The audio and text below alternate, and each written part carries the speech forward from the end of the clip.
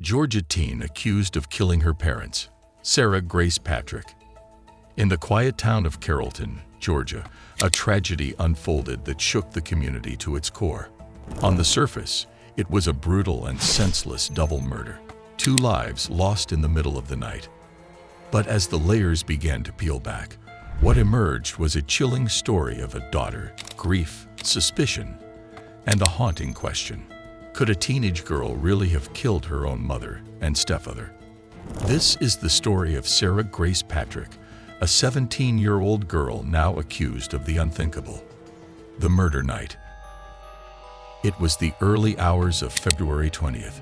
Inside a small home in Carrollton, Kristen and Jamie Brock were asleep in their bed. Just feet away, their 5-year-old daughter slept in another room. And somewhere in the house, Sarah Grace Patrick was awake.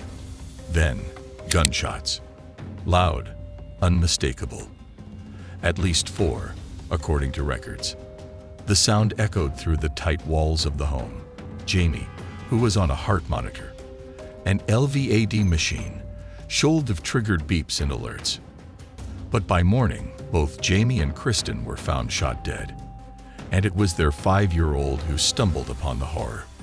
Sarah Grace, however, claimed to know nothing. That very day, she stayed quiet. But in the days and weeks that followed, her voice grew louder and stranger. A funeral and the facade. A funeral was held for Jamie and Kristen. Friends and family gathered, grief-stricken and stunned. And then Sarah Grace stepped forward to give a eulogy. "Never take a hug or anyone for granted," she said. "Mama and Jamie would have thanked you all too. I love you guys. And so do I. And so do I. I'm sorry." Her words were soft, her voice shaky, as if trying to cry. But those who watched closely noticed something eerie. She never shed a tear. Sitting in the front row, Jamie's niece couldn't believe what she was seeing. Something didn't feel right. Sarah's speech wasn't spontaneous grief. It felt scripted, almost rehearsed. And at the end, she shouted out names, thanked dozens of people, then said, "I'm sorry." But sorry for what? Some in the family began to quietly wonder, could she be involved? Sarah's behavior didn't match someone consumed by loss. Instead of retreating into grief, she seemed to glow in the attention. Every move she made raised more questions than answers. Social media strangeness. After the funeral, Sarah took to TikTok, again and again, posting tribute videos, talking about missing her home, asking for her phone back. Never once did she sound afraid. Not once did she warn people that a killer was still out there.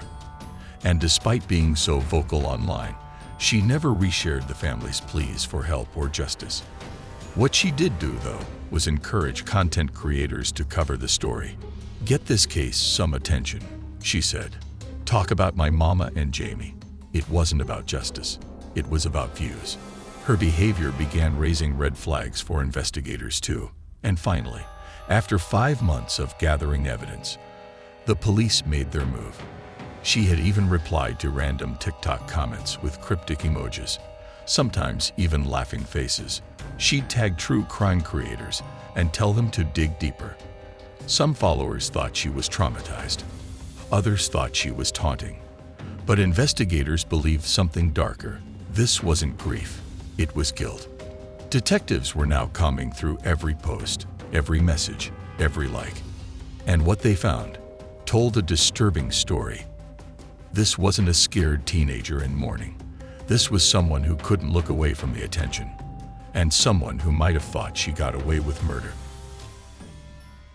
The arrest. On July 10th, 2025, police confirmed what some feared and others had long suspected. "We have arrested 17-year-old Sarah Grace Patrick on 2 counts of murder and 2 counts of aggravated assault." The girl who once stood at her mother's funeral, tearfully saying goodbye, now stood accused of pulling the trigger herself. The story took a turn that even the darkest TikTok theories hadn't dared to fully believe. In a strange twist, it was her own biological father who drove her to the sheriff's office. He insists he didn't turn her in. He says she went voluntarily. And he's still convinced Sarah is innocent.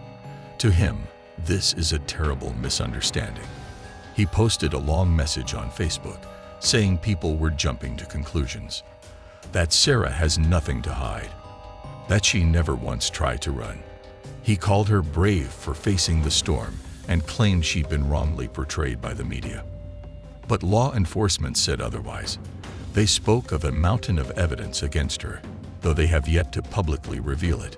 Behind closed doors, they had been building their case piece by piece, combing through devices, social media trails, and interviews. What made them move now? Was there a final piece of the puzzle? A confession text? A deleted video? They're not saying, but their confidence was unmistakable. She was the only person in the house that night who survived. One officer hinted, and the evidence tells a story she never did. For the town of Sylvania, the arrest shook the very foundation of what they believed. This wasn't just another true crime headline.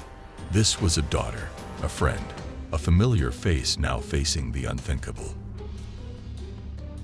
Family torn in two.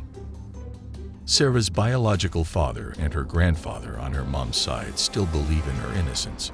They say she's a soft-spoken girl, misunderstood. But the family of James Brock, the stepdad who was murdered, tell a different story. Jamie's niece, who'd only seen Sarah occasionally at birthday parties, now believes without a doubt that Sarah is the killer. She recalls Jamie's chilling words before his death. "She's not the Sarah you think she is. You don't know the real Sarah." Back then, they'd brushed it off. Just typical teen behavior, they thought. But in hindsight, it feels like a missed warning. Sarah had been sneaking out, fighting with her parents, dating boys they disapproved of. But none of it suggested murder, not at first. The lies and the changes. After the murders, Sarah spoke to Jamie's family frequently, especially to his sister. At first, she texted constantly, almost every day, saying sorry, not for what she did, but always phrased carefully. "Sorry Mr. James is dead. Sorry your brother died." That name, Mr. James, stood out. She'd never called him that before. Suddenly, in texts, he was no longer Dad or Jamie. It was like she was distancing herself. More unsettling still were her changing stories. She gave different versions of what happened that night. Details kept shifting. Her timeline didn't match. The sounds she said she didn't hear, the 5-year-old did. And in a house as small as theirs, with bedrooms just feet apart, the silence from Sarah was deafening. The yard sale and the self-focus. Later, Sarah began helping sell off belongings from the house. She told TikTok viewers she got nothing from the sale, but Jamie's family saw it differently. She wasn't asking for sentimental keepsakes. She wanted a comforter, some new bedsheets, not her mother's necklace, not a photo of her stepdad, just things. And when asked what she thought happened that night, she offered vague theories. Maybe someone knew the house, knew where to go. But the stories changed, and the fear, it was never there. Not once did she appear scared that someone was still out there. Because maybe she already knew. The mugshot and the moment. When Sarah's mugshot was released, Jamie's niece admitted she felt relief. She held on to the funeral video for months, knowing one day people would see what she saw. The fake crying, the emotionless words, the eerie calm. Still, the family isn't celebrating.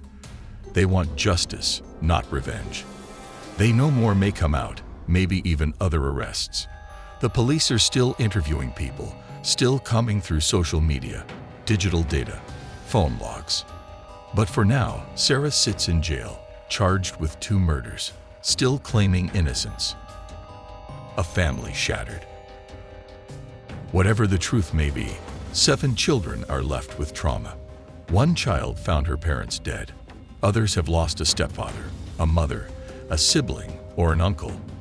And every day, They're forced to watch as people online debate their tragedy. Kristen and Jamie are gone, and the girl who once stood in front of a crowd, saying "I'm sorry" at their funeral, may have been the very reason they never woke up again. Has the teen rebellion gone too far? A dark plan? Or something no one yet understands? One question still echoes across Carrollton. Who is the real Sarah Grace Patrick? And why did she say sorry? So what really happened inside that home? Was it premeditated? Was there a trigger no one saw coming? Or is there something more sinister lurking beneath the surface? Let us know your thoughts and theories in the comments. Like, share, and subscribe to watch more real cases that blur the line between family and fear.